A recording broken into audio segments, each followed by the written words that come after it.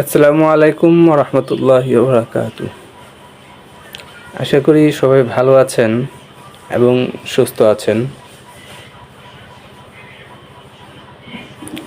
আর রমজান মাস আমাদের থেকে বিদায় নিচ্ছে। আজ হচ্ছে 29শে রমজান, আগামীকাল 30শে রমজান এবং তারপরের দিনই হচ্ছে রমজান মাসের আখিরি বিদায়।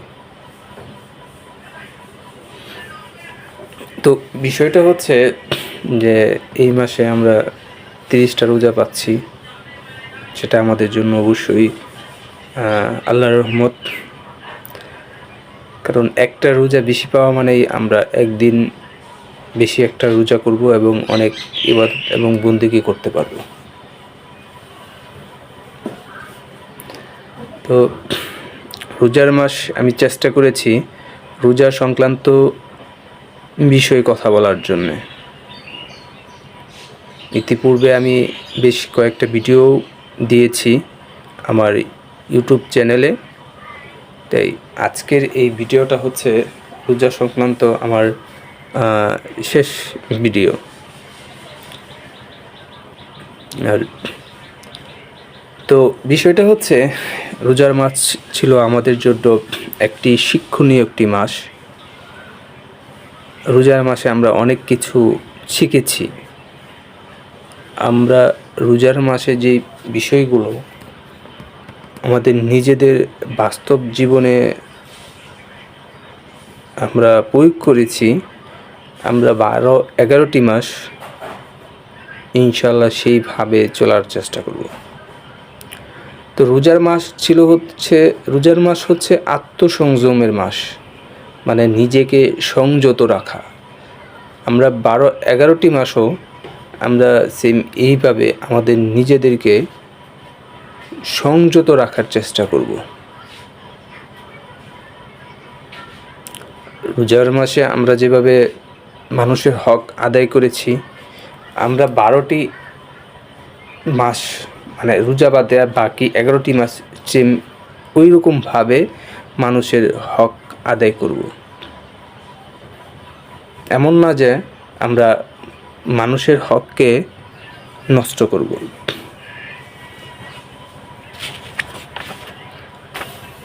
তো রোজার মাস ছিল আমাদের ইবাদত বন্দেগীর মাস। আমরা এই মাসে অনেক ইবাদত বন্দেগী করেছি। আল্লাহ তাআলার কাছে দোয়া করব যেন আল্লাহ তাআলা আমাদের ইবাদত এবং বন্দেগীগুলোকে কবুল করে নেন। তো বিষয়টা হচ্ছে আজকে যে বিষয় নিয়ে কথা বলবো সেটি হচ্ছে আরেকটি গুরুত্বপূর্ণ দিন, সেটি হচ্ছে 2 ঈদের রাত্রি। অর্থাৎ আমরা এই রোজার ঈদের যেই ঈদুল ফিতর যেই ঈদটি পাচ্ছি, মানে বিষয়টা হচ্ছে আজকে রাত হচ্ছে 30তম রজনী, তারপরের দিন হচ্ছে চাঁদ রাত।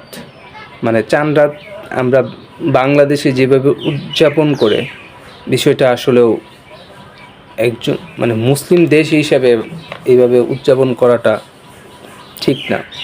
সেটা কোরআন এবং হাদিসের দৃষ্টিকোণ থেকে তো ঠিক নাই। এবং সেটি হচ্ছে যে আমরা যেভাবে এই মানে করা হয়, সাউন্ড সিস্টেম বাজানো হয়, যে হারে মানুষ কি করে অবাধ্যভাবে গান বাজনা মানে উচ্চ আওয়াজেই করে, সেটি একদিকে যেমন পরিবেশের ক্ষতি করে, সেটি হচ্ছে যে আমাদের বাড়ির যারা বয়োজ্যেষ্ঠ থাকেন তাদের অনেক কষ্ট হয়। কিন্তু শরীয়ত কি বলছে, হাদিস কি বলছে দেখেন। হাদিসে আসছে যে যে ব্যক্তি আমি হাদিসের বাংলাটা বলছি,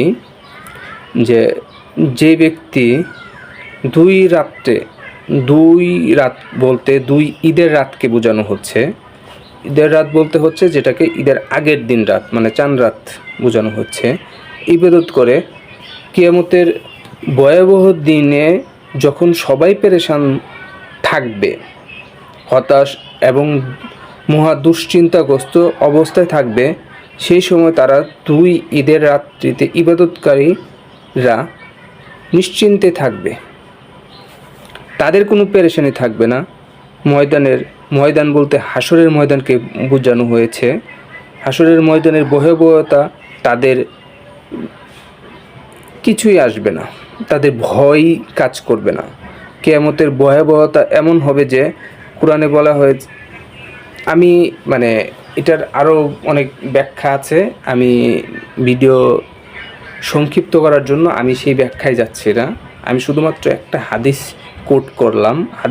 এই হাদিসের আলোকে যে জিনিসটা বোঝা যাচ্ছে সেটা হচ্ছে যে যারা 2 ঈদের রাত্রিতে ইবাদত করে তাদের কিয়ামতের দিবসে কিয়ামতের দিন তাদের যে একটা পেরেশানি আছে সেটা তাদেরকে কাজ করবে না, তারা নিশ্চিন্তে থাকবে।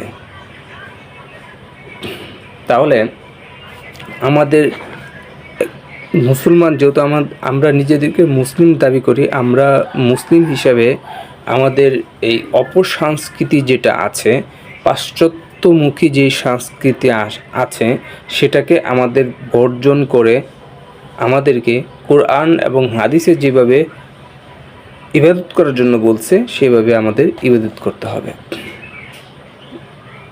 যাই হোক, রোজার মাস শেষ হয়ে যাচ্ছে। সবাইকে মাহে রমজানের শুভেচ্ছা।